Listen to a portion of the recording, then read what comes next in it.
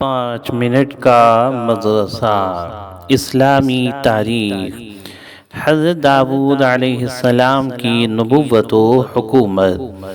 حضرت داؤد علیہ السلام سے پہلے بنی اسرائیل میں نبوت اور حکومت دو الگ الگ خاندانوں میں چلی آ رہی تھی۔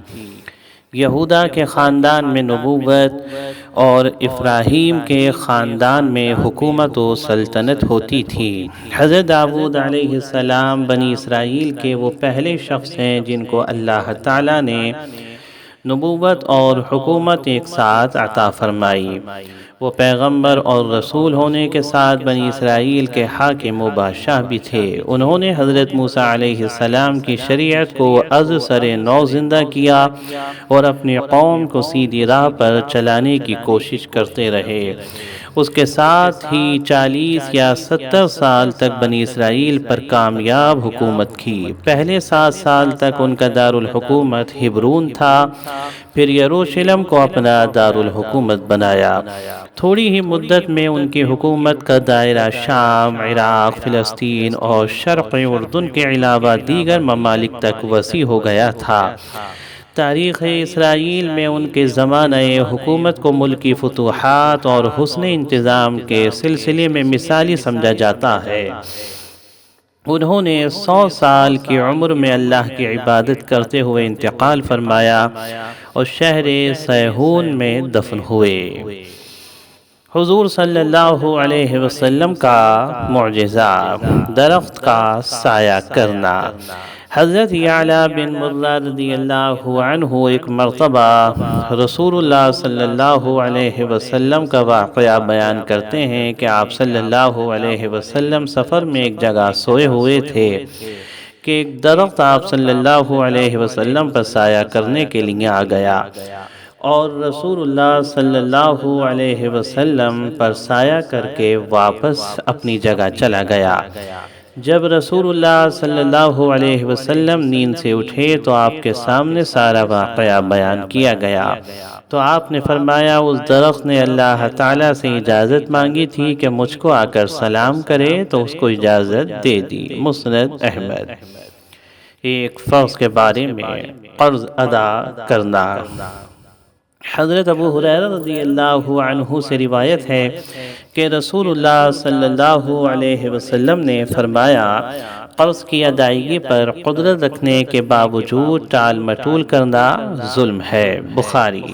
فائدہ: اگر کسی نے قرض لے رکھا ہے اور اس کے پاس قرض ادا کرنے کے لیے مال ہے تو پھر قرض ادا کرنا ضروری ہے، ٹال مٹول کرنا جائز نہیں ہے۔ ایک سنت کے بارے میں، نماز میں تشہد کے بعد یہ دعا پڑھے۔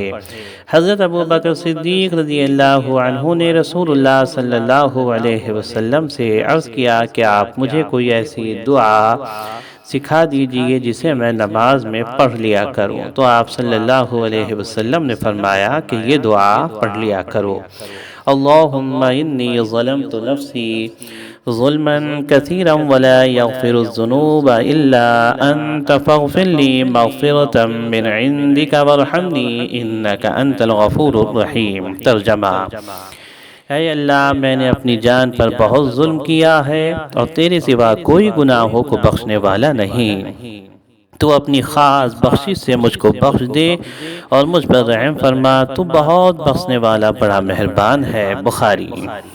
ایک اہم عمل کی فضیلت: ایک آنسو سے جہنم کے سمندر بجھ سکتے ہیں۔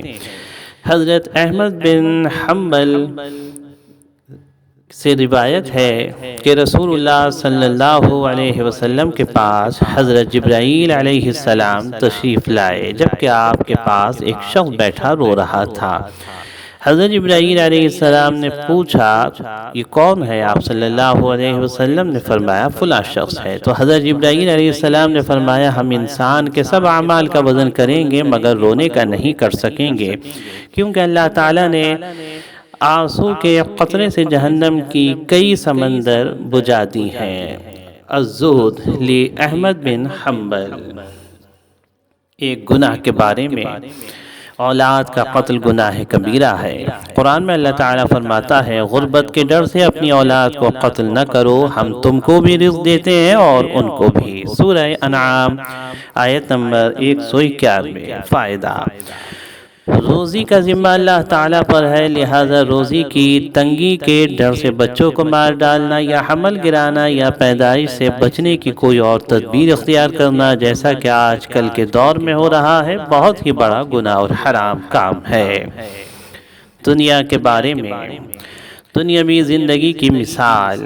قرآن میں اللہ تعالیٰ فرماتا ہے دنیا کی زندگی کی مثال ایسی ہے جیسا کہ ہم نے آسمان سے پانی برسایا ہو، پھر اس کی وجہ سے زمین کے پیڑ پودے پیدا ہو کر خوب گنجا ہو گئے ہو، پھر وہ کسی حادثے کا شکار ہو کر ریزہ ریزہ ہو جائیں کہ اس کو ہوا اڑائے پھرتی ہو۔ سورہ کہف آیت نمبر 45۔ خلاصہ: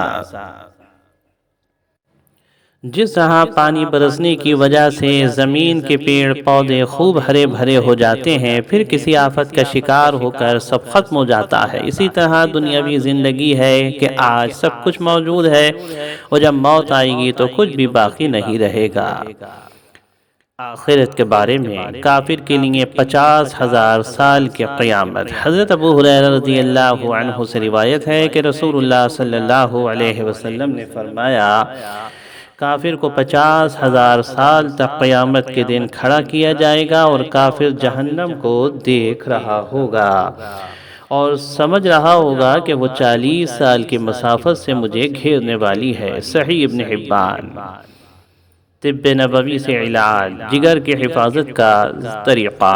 حضرت ابن ابو حسن رضی اللہ عنہ سے روایت ہے کہ رسول اللہ صلی اللہ علیہ وسلم نے فرمایا جب تم میں سے کوئی پانی پیے تو ٹھہر ٹھہر کر چسکی لے کر پیے اور گھٹا گھٹ نہ پیے، کیونکہ اس سے جگر میں درد ہوتا ہے۔ شعب الایمان۔ نبی کریم صلی اللہ علیہ وسلم کی نصیحت۔ حضرت ابو ہریرہ رضی اللہ عنہ سے روایت ہے کہ رسول اللہ صلی اللہ علیہ وسلم نے فرمایا اپنے ماں باپ اور بتوں کی قسم نہ کھاؤ اور نہ ہی اللہ کے علاوہ کسی اور کی قسم کھاؤ، صرف سچی قسم کھاؤ۔ نسائی۔